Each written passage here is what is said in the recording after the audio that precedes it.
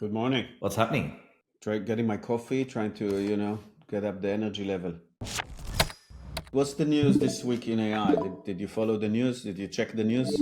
There's always so much. I think the big thing for me has been computer use by Anthropic is something that I don't know. We talked about that last week, but feel like I've been nonstop talking about that.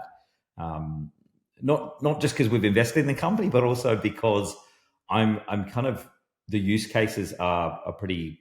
I won't say limitless, but already I'm starting to see some interesting things. Maybe my perspective of this just straight off is that like computer use is an interesting thing by Anthropic in terms of being able to let Claude use your computer. They gave some really interesting examples. There's this guy on X, and he shows you this prompt. Hey, Claude, with computer use, watch this construction site video and write up things that you see that are dangerous or good, and create a spreadsheet of critical issues to address.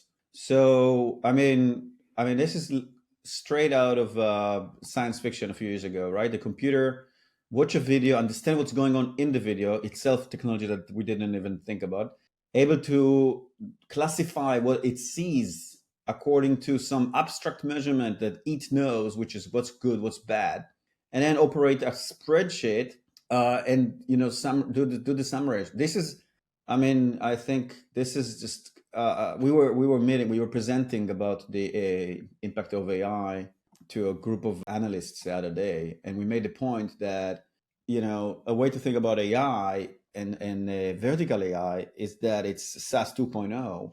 And I made the point that what's SaaS? SaaS was, for large percentage, accurate description of SaaS was, look, it's a database and some UI. That is a little bit derogatory to anyone who worked on software, but to a large extent, it's the correct characterization of the architecture of software. You've got some database at the bottom. Think of it as a spreadsheet, and some UI to manipulate the data in a certain way. What AI added is just basically think of vertical AI as SaaS plus intelligence. All right, so database plus UI plus intelligence. Now, people don't really grasp what we mean by that, and we gave the example, if you remember, that when you typically give a task to a human, you tell them, "Hey, here, use this software tool. Here's the video. Here's a spreadsheet. You, Mr. Human, you're the intelligent. You do what I ask you. Understand what I'm talking to you. So I'm not operating the human. I instruct the human with language, and the human operates the computer." What you just seen replaces that entirely. You instruct the AI, and it uses the computer tools in order to achieve the task, and it does a great job. So if that's not mind blowing, then I don't know what's mind blowing. Yeah, the fact that you can do that within a matter of, let's say, minutes, to be able to generate something that would do that. If you imagine how you could extrapolate on that further and maybe fine tune some of, being really specific about what you might be looking for. I'm pretty blown away and excited and scared about what that means. And I think that's probably the next part of that as well, is this same technology could be used for nefarious things or things that we don't necessarily want to happen. So, but I do think this is a big step forward, and it'll be interesting to see what all the other providers are doing as well. But I think this computer use is going to change the ability for people to use it. It's going to make it even more powerful. And I think we also talked the other day. I think we are going from output to action, and whether that be agents or whether it be you develop these agentic-like workflows or agentic-like things through computer use is going to be really interesting, and it's going to change every business. I really feel like this now is starting to really ramp up a bit, and I think every company really needs to start to look at how they're able to integrate this into their business. Probably worthwhile just going through. I mean, what do you maybe explain to everyone around what you mean by? Let's talk about vertical SaaS and then vertical AI. What do you mean by that? Well, so I kind of connected the two points just now, right? So everybody's very excited about SaaS. If you're an investor, if you're a startup founder, Let's take it even one step further back. because my dad watches these videos. He stopped watching and he says, "I never understand what you're talking about." So when you talk about SaaS, software as a service, you use it, you pay a subscription. Well, once upon a time, we used to buy software on these diskettes, and then on CD-ROMs, and we would install them on our own machines. And so the thing you buy is a physical thing, diskette. So you feel like, okay, I've bought something. Of course, the thing that's on it is information, so you can copy it infinitely. So then, that the innovation was that you're not buying the software. That's Bill Gates, actually. He didn't sell you the operating system. He licensed you the operating system. That was actually a legal innovation of the time, of the 70s. So when you buy the Microsoft operating system, you actually licensed it, and there's terms to the license. For example, you can't copy it for everyone, and you can't take the code and use it for your own use, etc. And that's kind of software as we know it. And for about 20 years, up until the early 2000s, that's kind of how we sold software. And then during the internet, then when the internet started like rolling, a new model came, which was software as a service, or SaaS. And software as a service basically means that you don't have to purchase the software. The software itself is installed on some remote computer owned by someone else. Now we call those the cloud.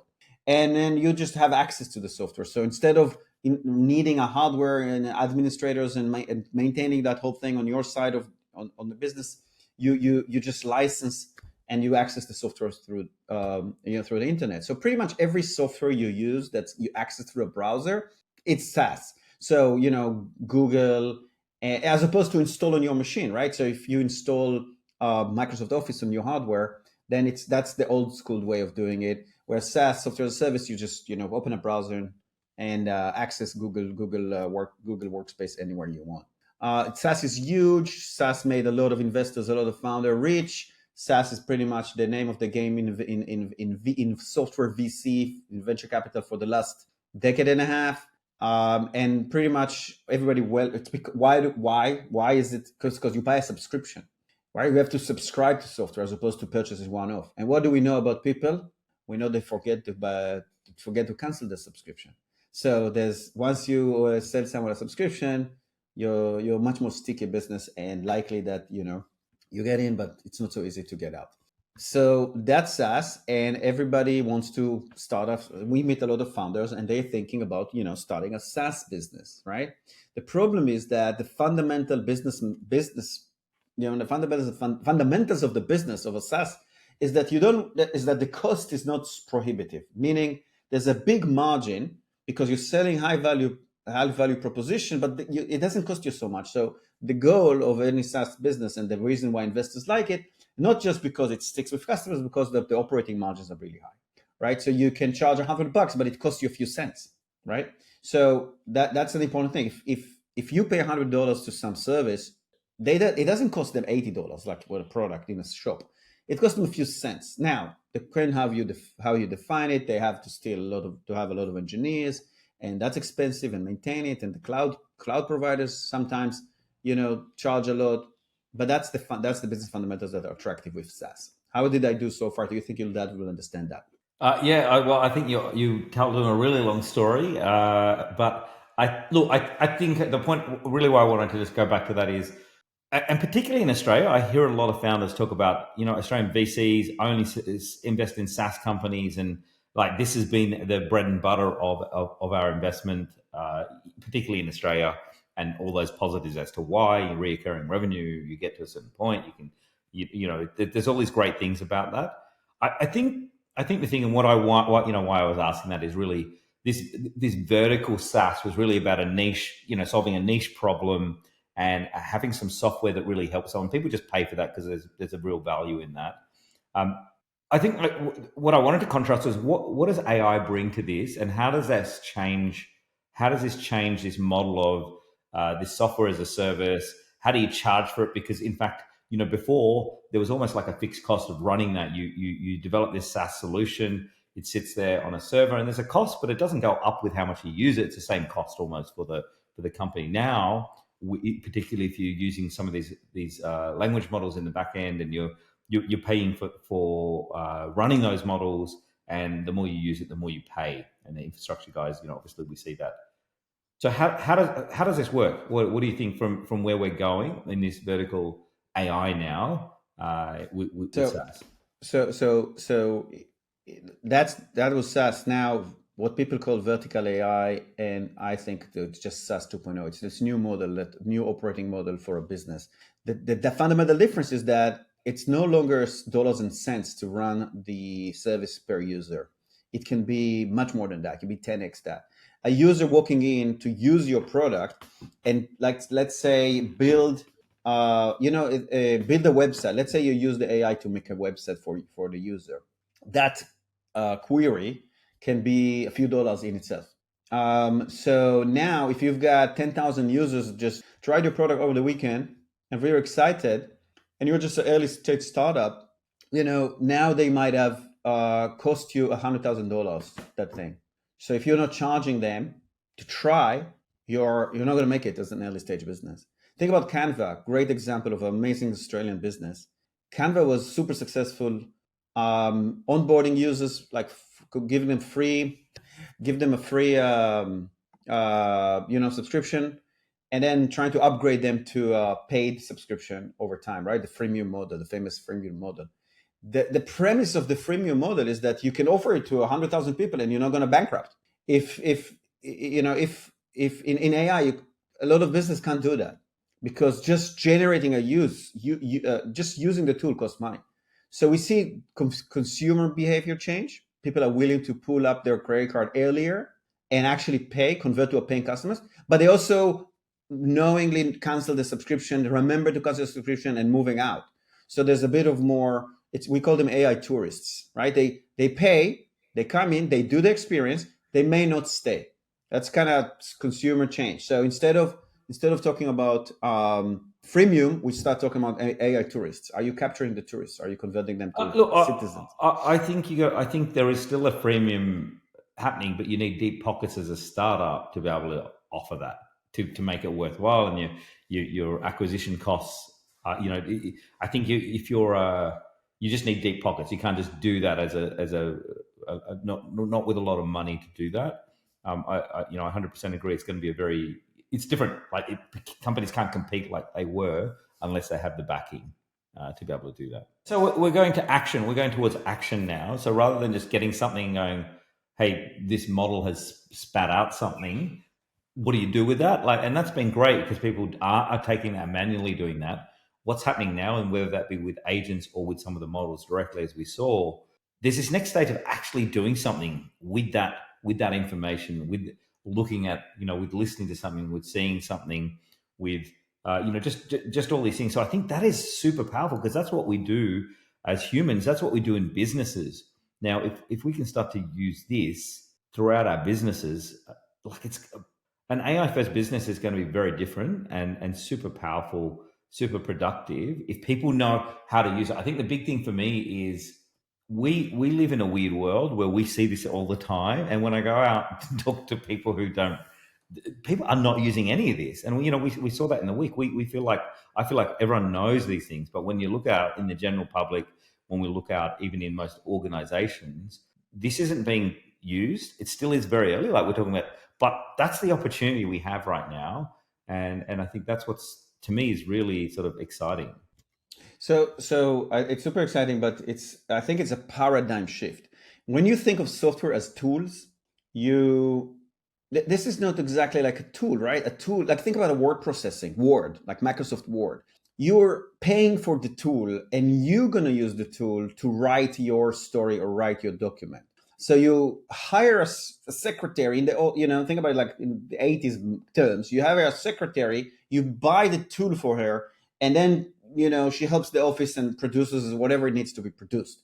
You fast forward 30 years, the software is now writing like the tool.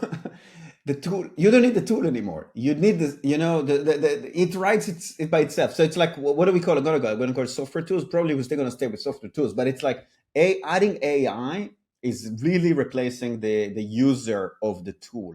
And that's create a new type of software.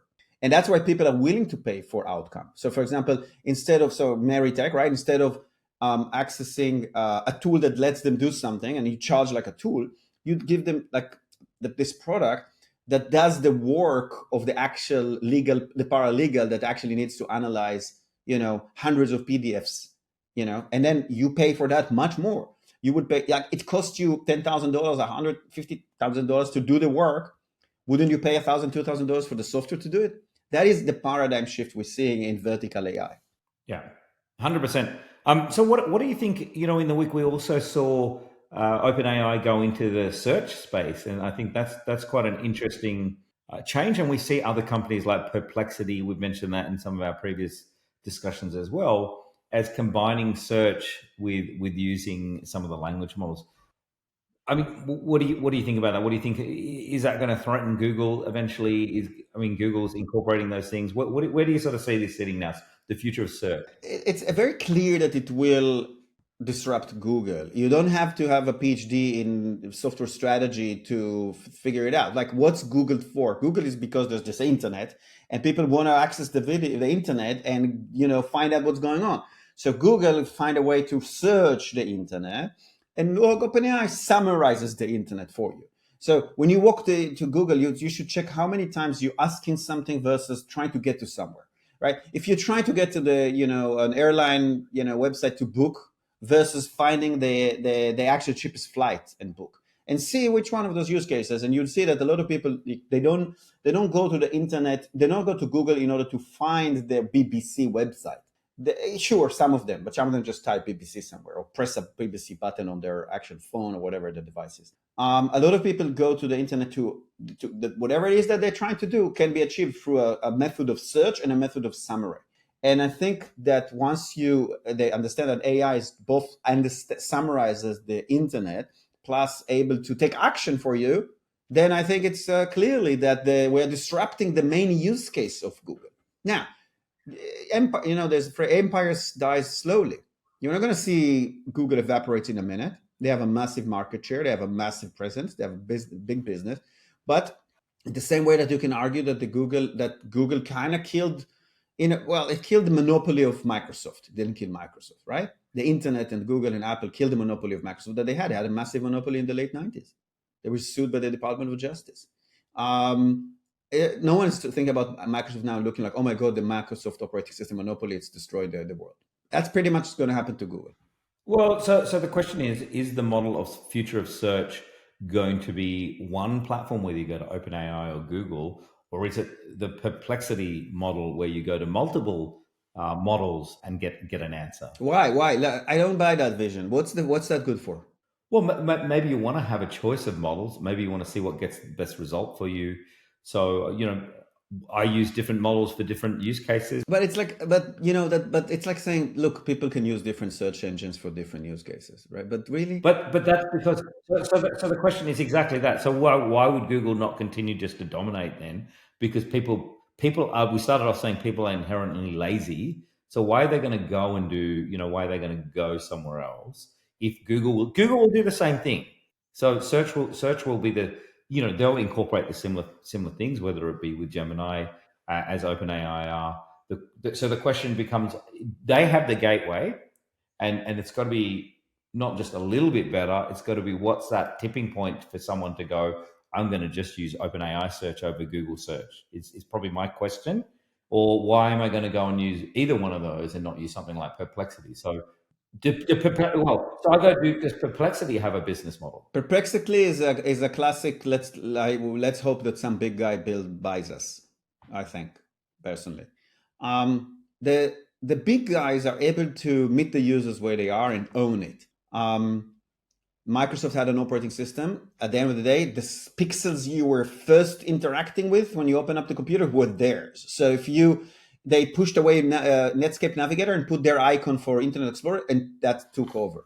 And same thing happened with Slack. If you've seen the recent chart, there's a chart that shows Slack usage versus Microsoft Meet. Lots of people have Microsoft. So Microsoft, put in, sorry, not Meet, Microsoft Team. So Microsoft Team takes over, and it's a shittier product than Slack, but they own the operating system, they own the user experience. So most people are just going to use that. They don't have to install something new.